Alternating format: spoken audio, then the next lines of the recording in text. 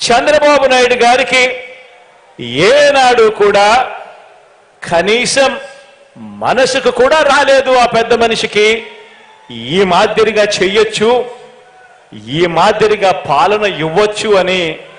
3 సార్లు ముఖ్యమంత్రి అయినా కూడా 14 ఏళ్ళు ముఖ్యమంత్రిగా ఆయన పరిపాలన చేసిన 75 ఏళ్ళ వయసు వచ్చిన కనీసం ఇంత గొప్పగా చేయొచ్చు అన్న ఆలోచన కూడా ఆ పెద్ద మనిషికి రాలేదు. ఎందుకో తెలుసా? కారణం వాళ్ళు పెత్తందారులు కాబట్టి.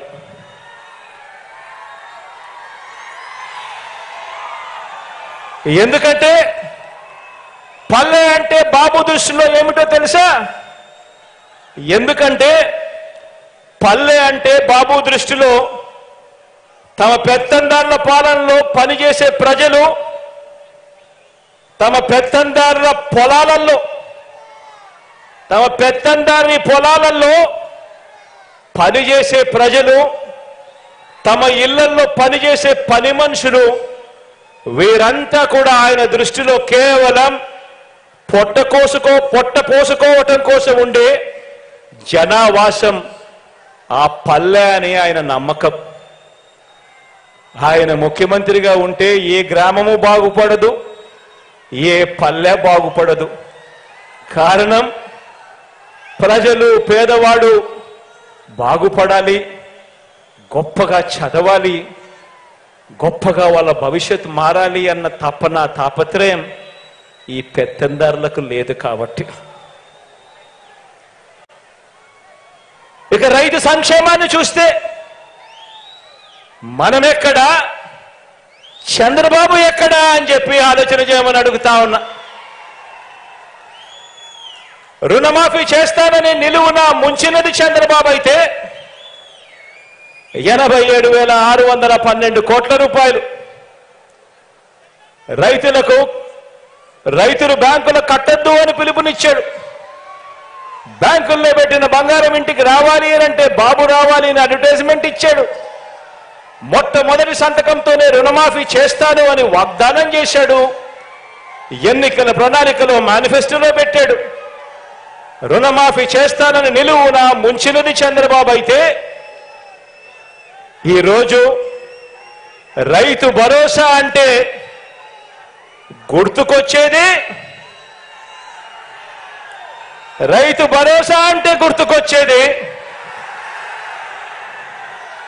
మీ జగన్. రుణమాఫీ చేస్తానని మోసం చేసిన ఆ పెద్ద మనిషి అలా ఉంటే ఈరోజు రైతు భరోసా అంటే గుర్తుకొచ్చేది మీ జగన్. ఆర్బీకే అంటే జగన్. సకాలంలో విత్తనమైనా, ఎరువులైనా, ఇన్పుట్ సబ్సిడీ అయినా సకాలంలో అందుతున్నాయి అనంటే గుర్తుకొచ్చేది మీ జగన్. పగటి పూటే ఉచిత విద్యుత్ అయినా, రైతన్నలకు ఉచిత బీమా అయినా, రైతన్నలకు 0 వడ్డీ అయినా ఇవన్నీ అందుతున్నాయనంటే గుర్తుకు వచ్చేది మీ జగన్. ఆక్వా రైతులకు కరెంటు సబ్సిడీ అయినా కూడా అందుతా ఉంది అనంటే గుర్తుకొచ్చేది మీ జగన్. మరి ఏ పొలంలోకి వెళ్ళినా కూడా చంద్రబాబు చెప్పుకునేందుకు ఏముంది? మరి ఏ పొలంలోకి వెళ్ళినా కూడా చంద్రబాబుకు చెప్పుకునేందుకు ఏముంది?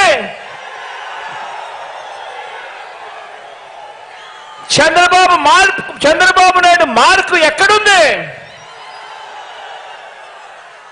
ఎక్కడ చూసినా కూడా కనిపించేది వైఎస్ఆర్సీపీ జగన్ మార్క్ కనిపిస్తా ఉంది. ఎక్కడ చూసినా కూడా. ఇక ప్రజల వైద్యం, ఆరోగ్యం విషయానికి వస్తే, ఇక ప్రజల వైద్యము ఆరోగ్యం విషయానికి వస్తే 108 ఒక 108 చూసినా, ఒక 104 చూసినా ఏకంగా 3257 ప్రొసీజర్లకు ఆరోగ్యశ్రీ విస్తరించిన తీరు చూసిన, ఆరోగ్య ఆసరా చూసిన, గ్రామ స్థాయిలోనే విలేజ్ క్లినిక్, ఫ్యామిలీ డాక్టర్ జల్లెడ పడుతూ నిర్వహిస్తా ఉన్న ఆరోగ్య సురక్ష,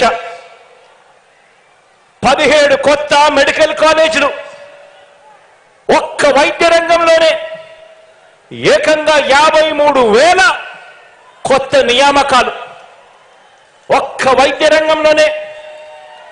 ఏ హాస్పిటల్కి వెళ్ళినా డాక్టర్ల కొరత ఉండరాదని, నర్సుల కొరత ఉండరాదని ఏకంగా 53,000 నియామకాలు.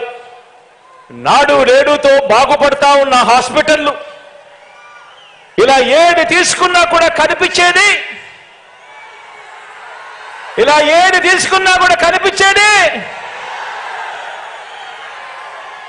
ఒక వైఎస్ఆర్, ఒక జగన్, ఒక వైఎస్ఆర్సీపీ మార్క్ కనిపిస్తుంది ఈరోజు ప్రతి చోట కూడా.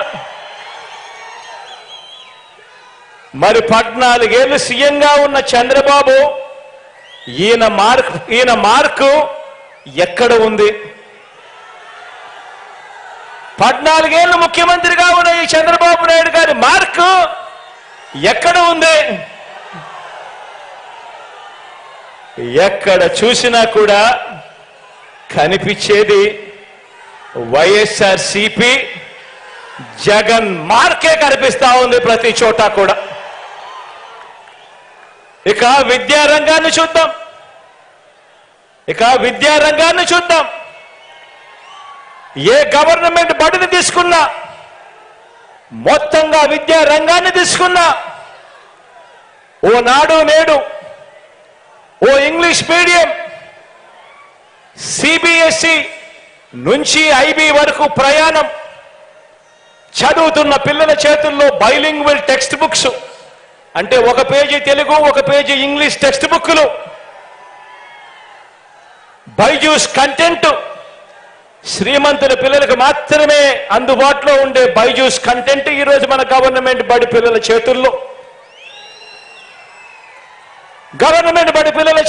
ట్యాబులు, గవర్నమెంట్ పేద పిల్లలు వెళ్ళే గవర్నమెంట్ బడులలో ఏకంగా క్లాస్ రూమ్లలో ఐఎఫ్పీలు, బడులలో గోరుముద్ద, పిల్లలకు బడి తెరిచేసరికే విద్యా కానుక. పెద్ద చదువులు చదువుతా ఉన్న పిల్లలకు ఆ తల్లిదండ్రులు అప్పులు పాలయ్యే పరిస్థితి